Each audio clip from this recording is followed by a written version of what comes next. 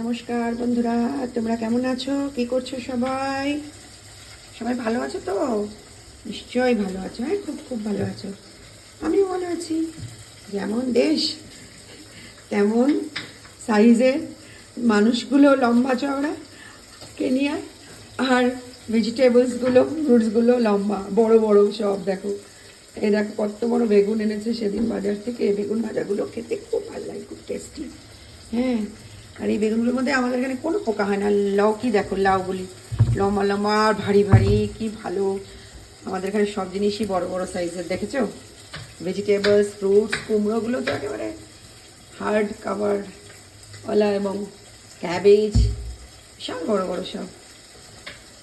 বেগুনগুলো, ওর মধ্যে কোনো পোকা হয় না। এটাকে বাবু বলে রামনগরী ভান্টা। বানারসের তো আমার বাবু, বাবু বলে রামনগরী ভান্টা। এই একটা বেগুন ভাজা করলে 5 জন 4 জন তো লোক খাওয়াই যাবে। এক এক দিনে এক একটা ভাজা করতে হয়।